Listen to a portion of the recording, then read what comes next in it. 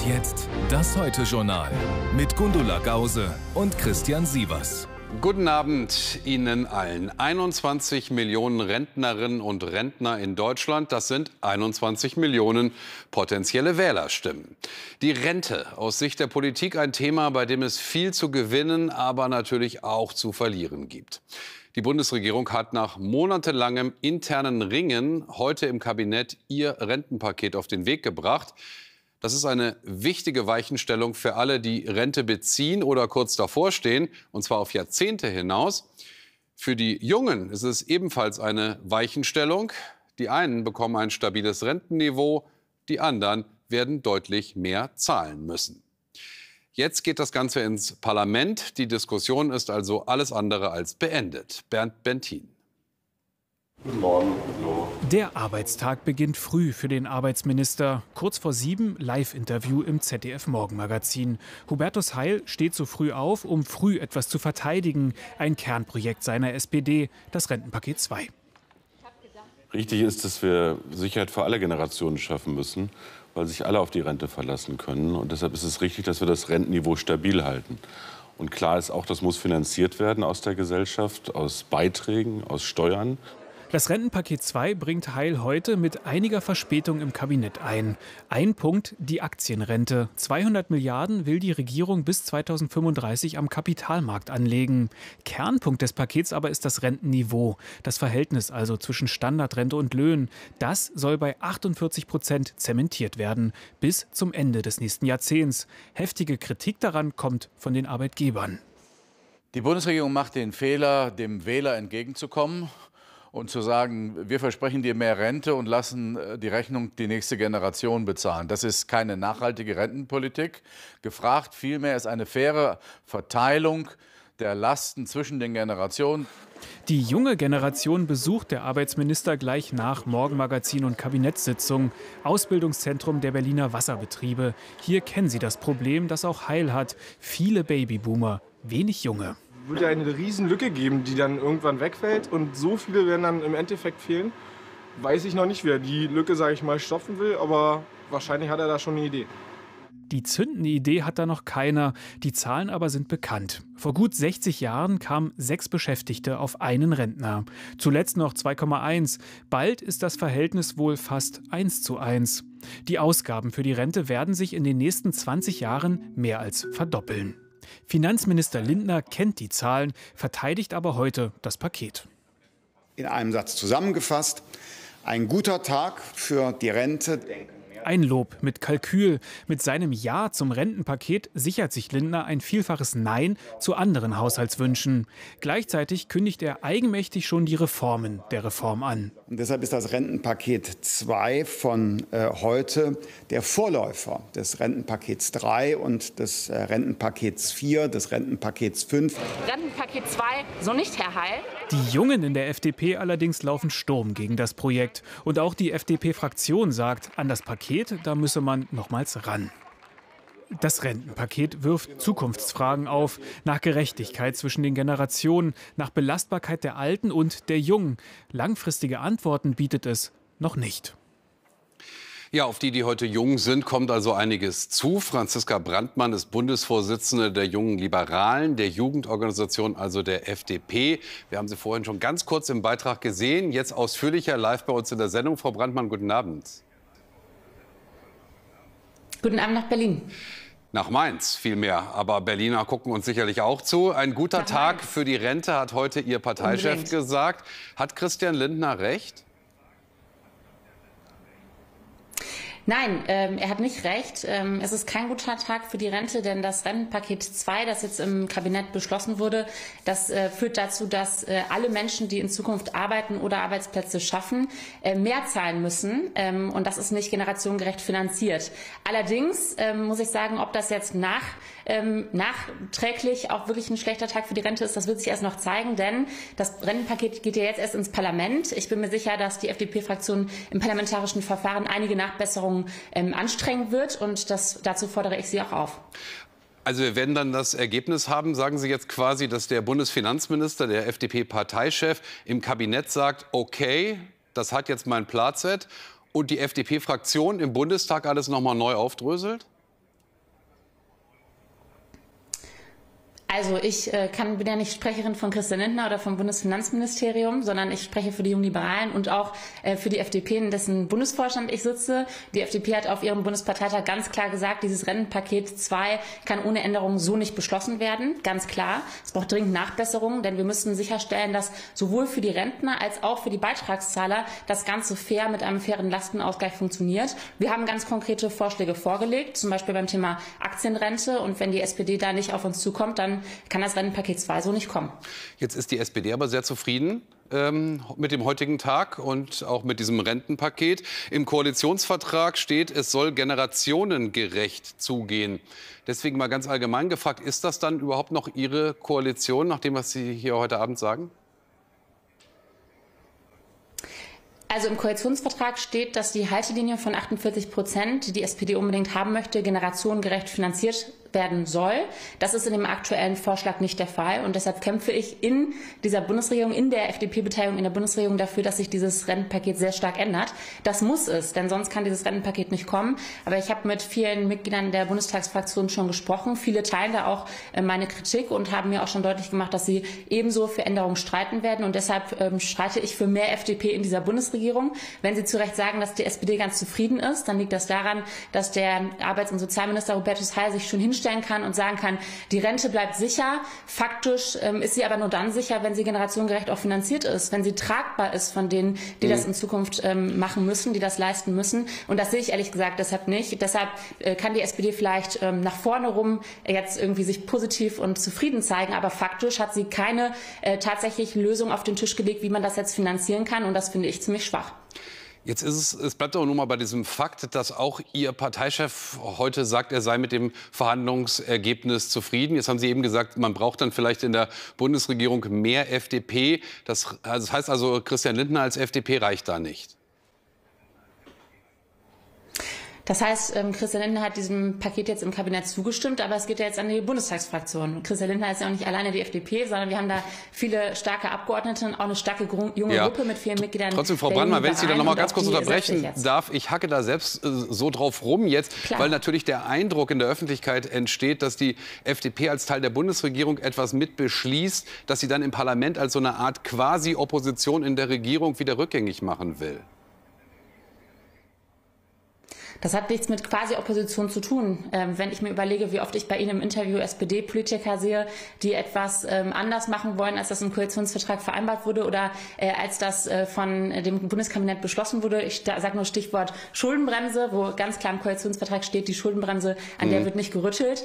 Dann verstehe ich ehrlich gesagt Ihre sehr kritische Nachfrage nicht. Ich glaube, das ist ein ganz normaler Prozess. Natürlich gibt es eine parlamentarische Beteiligung und in der sind alle Abgeordneten im Bundestag natürlich dazu aufgerufen, da ihre Haltung zu vertreten. Und das fordere ich auch ein.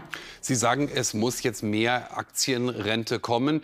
Die aktuelle Aktienrente ist aber so, dass sie gerade mal 10 Milliarden im Jahr irgendwann mal abwerfen könnte. Das wird auch noch einige Zeit dauern. Die Rentenversicherung gibt aber 1 Milliarde pro Tag aus.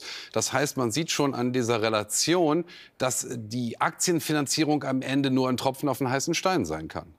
Oder? Da würde ich Ihnen komplett widersprechen. Es liegt an dem Umfang der Aktienrente. Ich habe einen ganz anderen Vorschlag als das Generationenkapital, was jetzt von der Bundesregierung vorgeschlagen wird, sondern ich würde sagen, machen wir es doch wie in Schweden. Schweden ist ja nicht bekannt als besonders kapitalistisches Land. Schweden hat seit vielen Jahren eine Aktienrente und fährt sehr gut damit. Und das bedeutet ganz konkret, dass die Arbeitnehmer und Arbeitgeber einen Teil, vor allem die Arbeitnehmer, in die Rentenkasse einzahlen, aber eben auch einen Teil am Aktienmarkt anlegen und da individuell einzahlen, aber auch individuell was rausbekommen am Ende. Der schwedische Sozialminister, der übrigens Sozialdemokrat war vor einigen Jahren, war mal in Berlin und hat gesagt, ich verstehe nicht, warum die Deutschen das nicht machen. Wir haben gerade einen Plus in der Rentenkasse und wissen nicht, wohin mit dem Geld. Ich glaube, das sollte uns zu denken geben. Ich glaube, wir brauchen mehr Kapitalmarktanlage und deshalb glaube ich, wir brauchen individuelle Beiträge von Arbeitnehmern an den Aktienmarkt, damit die auch individuelle Ansprüche erhalten. Frau Brandmann, ganz kurz noch bitte. Der Arbeitgeberpräsident sagt heute, es wundere ihn, dass nicht Millionen junger Menschen gegen dieses neue Rentenpaket auf die Straße gehen. Wundert Sie das auch? Also erst einmal möchte ich ganz kurz sagen, dass die Jungliberalen das sehr aktiv machen. Das ist auch, glaube ich, keine Selbstverständlichkeit, dass man da auch ein Stück weit die eigene Partei wachrüttelt und da in der Partei auch dafür wirbt, da einen anderen Kurs einzuschlagen, als das aktuell scheinbar der Fall ist. Die Junge Union zum Beispiel macht gerade Sturm gegen das Rentenpaket, aber als die Rente mit 63 eingeführt wurde, da kam nichts von der Jungen Union, weil die CDU selber in Regierung war. Ich glaube, es gibt sehr viele junge Menschen, die sich sehr, sehr intensiv mit dem Thema Altersvorsorge beschäftigen und die sind bei den Jungliberalen willkommen. Ich glaube, da können wir wirklich über jeden, der noch hinzukommt, uns freuen und der ist jederzeit willkommen. Sagt die Chefin der Julis, Franziska Brandmann. Frau Brandmann, vielen Dank für das Gespräch heute Abend. Sehr gerne. So, und jetzt bei uns der Blick auf das, was auch noch wichtig ist heute. Und da gibt es noch mehr aus dem Bundeskabinett heute. Mit dir, Gundula. Die Bundesregierung hat außerdem die umstrittene unterirdische Speicherung von klimaschädlichem Kohlendioxid in Deutschland gebilligt. Gelagert werden soll das CO2 vor allem unter der Nordsee.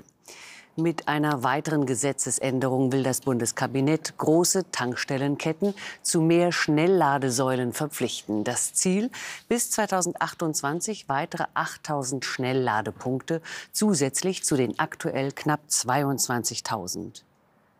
Im vergangenen Jahr sind so viele Menschen an Drogenmissbrauch gestorben wie noch nie seit Beginn der Erfassung. Immer mehr Konsumenten vermischten mehrere Drogen, warnte der Bundesdrogenbeauftragte Blinert. Wegen des Konsums illegaler Substanzen starben 2.227 Menschen, 237 mehr als im Vorjahr. Unter den erfassten Drogentoten waren 1.844 Männer und 383 Frauen. Häufigste Todesursache waren weiterhin Heroin und Morphin. Einen starken Anstieg gab es bei Kokain und Crack. Nach Jahren schwerster Bedenken um die Rechtsstaatlichkeit in Polen beendet die EU ein Verfahren zum Schutz europäischer Grundwerte gegen Warschau. Die neue Mitte-Links-Regierung von Ministerpräsident Tusk arbeite an Reformen zur Beseitigung von rechtsstaatlichen Defiziten.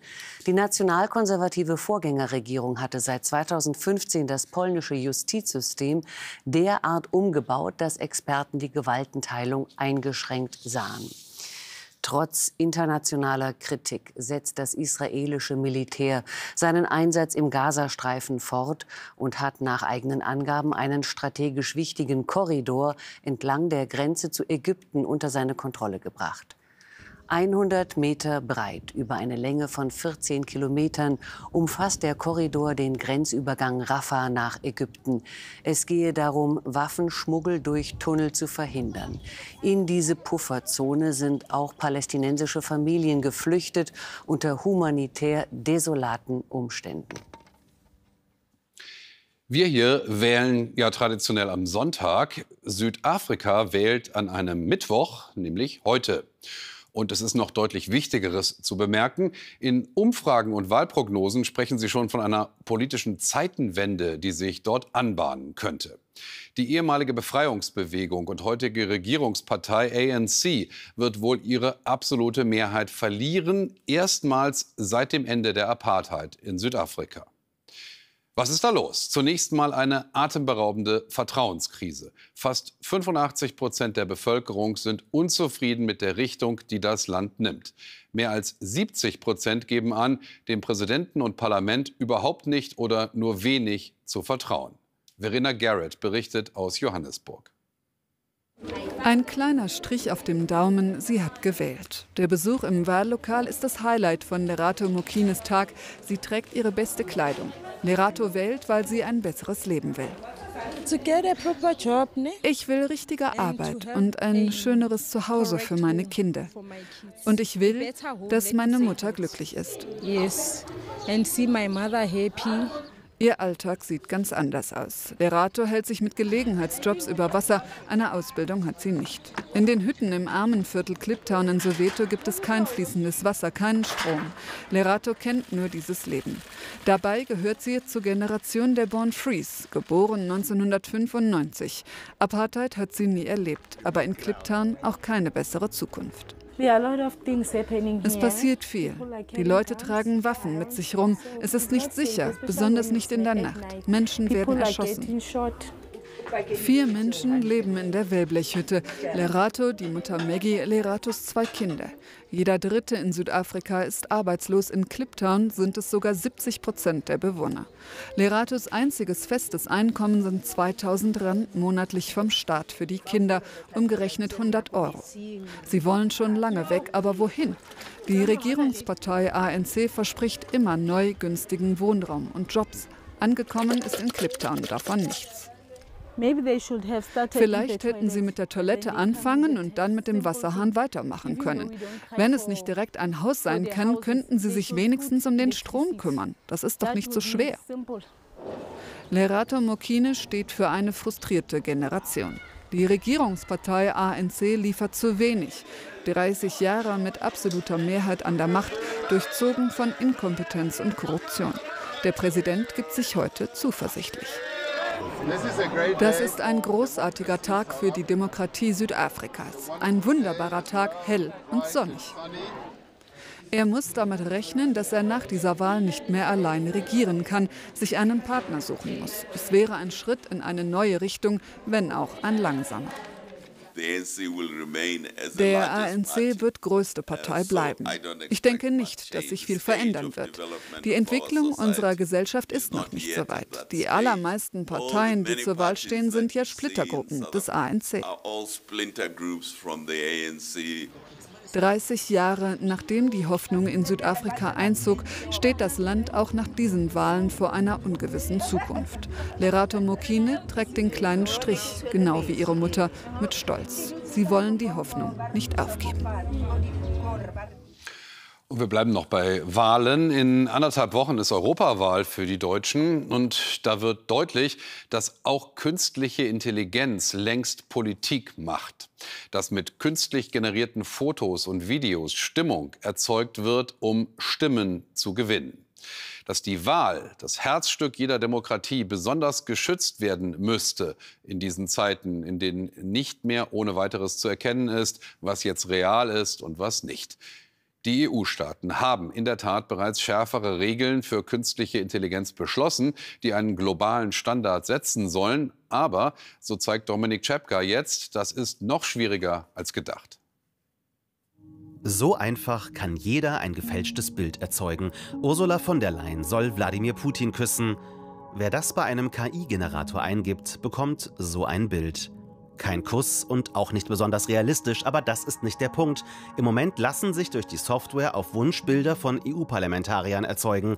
Dabei hatten die Anbieter eigentlich eine Selbstverpflichtung abgegeben und versprochen, das während des Wahlkampfs unmöglich zu machen, damit es keinen Missbrauch gibt. Es gibt Unternehmen wie zum Beispiel OpenAI, das sind die Macher von ChatGPT, und auch Stability AI, die gesagt haben, wir generieren überhaupt keine Bilder von Mitgliedern des Europäischen Parlaments, weil es ja zum Beispiel die Gefahr gibt, dass daraus dann etwa Deepfakes generiert werden. Und tatsächlich kann man es aber ganz einfach machen. Das heißt, man gibt die Namen ein und man bekommt dann eben entsprechende Bilder. Und dann muss man schon sagen, also die halten sich noch nicht mal an ihre selbstgesetzten Regeln. Künstliche Intelligenz zu regulieren, Grenzen zu setzen, das ist eines der Top-Themen der diesjährigen Digitalkonferenz Republika in Berlin.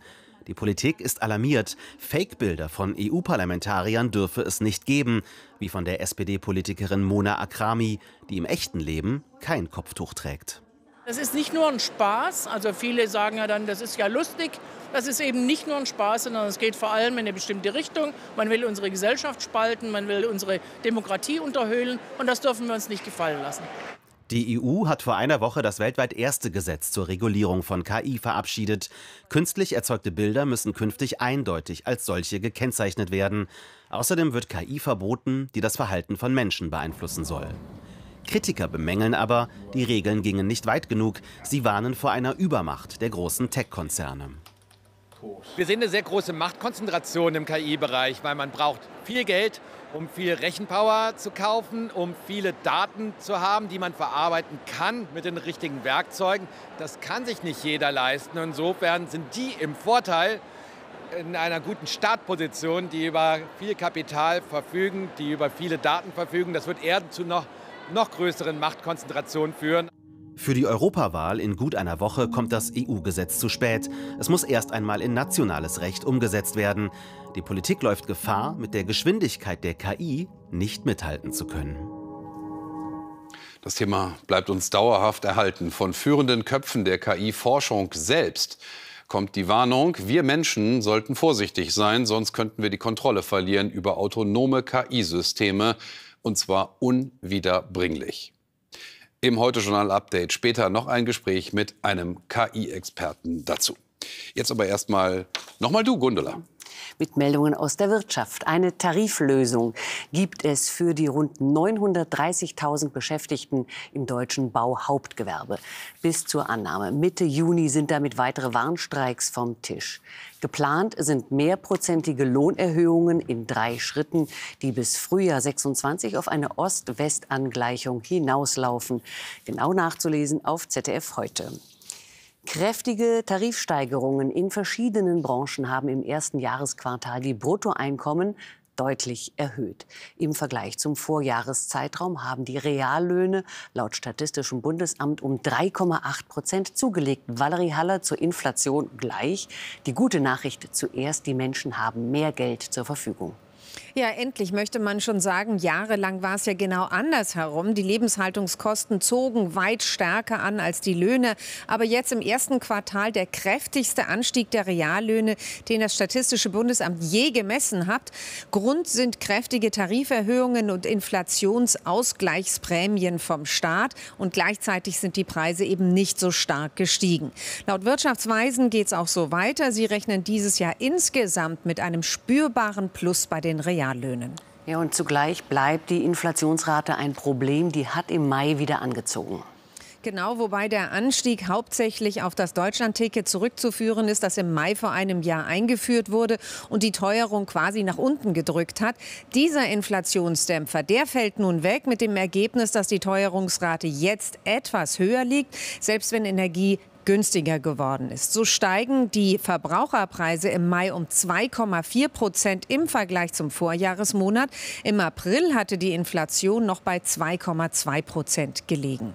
Gestiegen sind vor allem die Preise für Dienstleistungen, beispielsweise die Prämien für Autoversicherungen. Die Europäische Zentralbank dürfte sich von der etwas höheren Inflation nicht beirren lassen. Der leichte Anstieg ist keine Überraschung. Einer Zinssenkung Anfang Juni dürfte also trotzdem nichts im Wege stehen. Vielen Dank, Valerie, nach Frankfurt.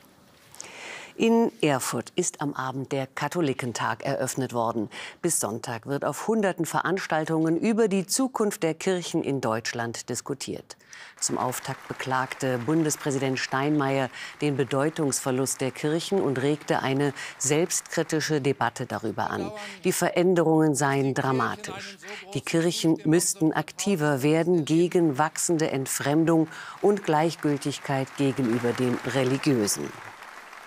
Und vorm Sport die Gewinnzahlen vom Lotto am Mittwoch. Sie lauten ohne Gewähr 3, 5, 11, 12, 28, 44, Superzahl 6. Weitere Gewinnzahlen auf lotto.zdf.de und im ZDF-Text. Hansi Flick ist neuer Trainer des FC Barcelona. Zur neuen Saison folgt der 59-Jährige auf Vereinslegende Xavi.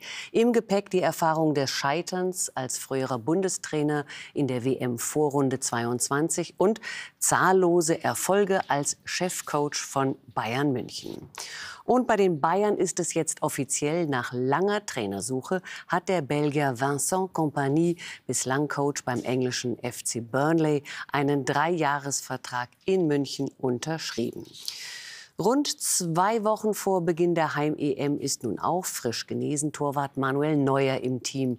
Im thüringischen Blankenhain setzte die Nationalmannschaft ihr Trainingslager fort. Auch die Doublesieger aus Leverkusen reisten an, ebenso wie Kapitän Gündoğan. Motivation kam von Bundespräsident Steinmeier, der sich zum Finale in Berlin am 14. Juli ankündigte, in der Hoffnung auf ein zweites Sommermärchen mit einem guten Gastgeber Deutschland. Hier steht das Nationalmuseum in Rio de Janeiro in Flammen und irgendwie ganz Brasilien. Nicht nur der Gebäudekoloss zerstört, auch die meisten der 20 Millionen Objekte darin unwiederbringlich verloren. Eine riesige Sammlung, die die Kulturgeschichte der indigenen Völker Brasiliens repräsentierte. Das war vor fast 6 Jahren. Der Wiederaufbau dauert eine gefühlte Ewigkeit. Eröffnung in 2 Jahren, wenn nicht was dazwischen kommt. Aber das Ganze ist auch eine Chance. Jetzt sollen die indigenen Völker des Riesenlandes selbst bestimmen, wie sie ihre Kultur der Welt präsentieren. Christoph Röckerath nimmt uns mit. Sie nennen sich das Volk, das aus dem Fluss stammt. Seit Jahrhunderten leben die Ticuna an den Armen des Amazonas. Wenn unser Volk zu Ende geht, sagen sie hier, dann wird die ganze Welt zu Ende gehen. Salomão Clemente ist Ticuna und studierter Anthropologe.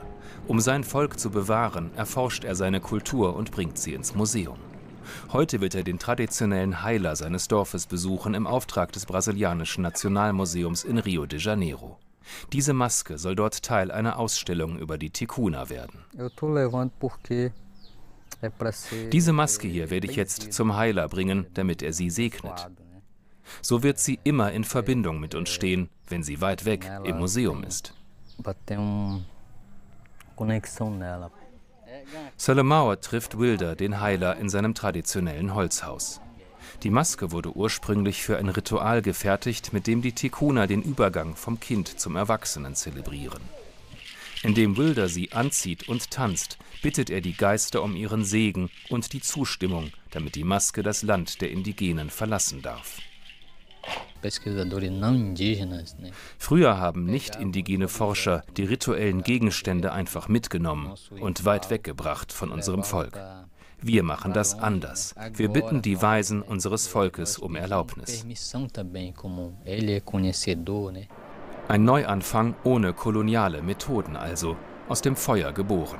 Im September 2018 brennt das Nationalmuseum in Rio de Janeiro fast vollständig ab.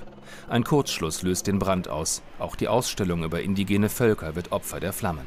Sie war Teil des Lebenswerkes von Professor João Pacheco. Es ist das erste Mal seit dem Brand, dass er das Gebäude betritt. Ein schwieriger Moment für ihn. Es ist traurig zu sehen, was der Brand angerichtet hat. Bis die Sammlungen wieder aufgebaut sind, ist es noch ein weiter Weg.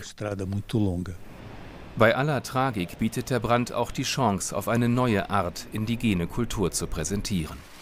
Die Maske der Ticuna soll nur eines von tausenden Artefakten sein, die indigene Anthropologen aus dem ganzen Land zusammentragen. Professor Pacheco selbst hatte die Idee, dass indigene Wissenschaftler künftig selbst bestimmen, wie ihre Kultur im neuen Museum dargestellt wird. Mindestens 30 indigene Völker sollen hier künftig vertreten sein. Wir haben aus all dem eine wichtige Lektion gelernt, nämlich die Notwendigkeit, das Museum von einer neuen Grundlage aus zu denken, einer gänzlich anderen als einer kolonialen Grundlage. Bis zur Eröffnung werden noch 2 Jahre vergehen. Dann könnte die Ausstellung weltweit ein Zeichen setzen für eine Wissenschaft, in der indigene Völker Forschung mitgestalten und selbst ihre Geschichte erzählen. Eine ganze Reihe spannender Auslandsreportagen gleich nach uns im Auslandsjournal. Und unser Heute-Journal-Update gibt es um 0:30 Uhr mit Christopher Wehrmann. Von uns, tschüss, bis morgen. Tschüss.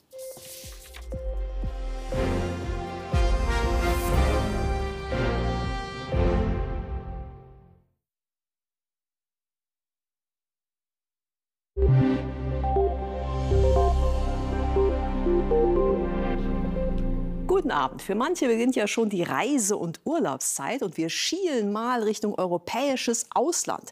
Im Süden von Portugal und Spanien liegen morgen die Höchsttemperaturen bei 40 Grad. Das ist ja fast schon zu heiß. Am Mittelmeer gibt es dagegen so 25 bis 35 Grad. Sehr ungewöhnlich für jetzt Ende Mai ist aber die Wärme in Skandinavien. In Schweden und in Finnland liegen die Höchsttemperaturen morgen bei 25 Grad. Hier im westlichen Mitteleuropa und auch bei uns in Mitteleuropa sind es nur so 15 bis 20 Grad. Und das liegt an einer ganzen Reihe von Tiefs, die diese tieferen Temperaturen mitbringen und auch viel Regen.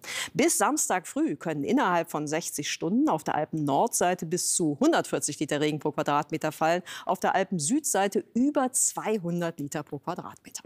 Heute Nacht regnet es auch und zum Teil ist dieser Regen auch noch mit Gewittern durchsetzt. Am ehesten trocken ist es im Nordwesten und es bildet sich auch mal etwas Nebel.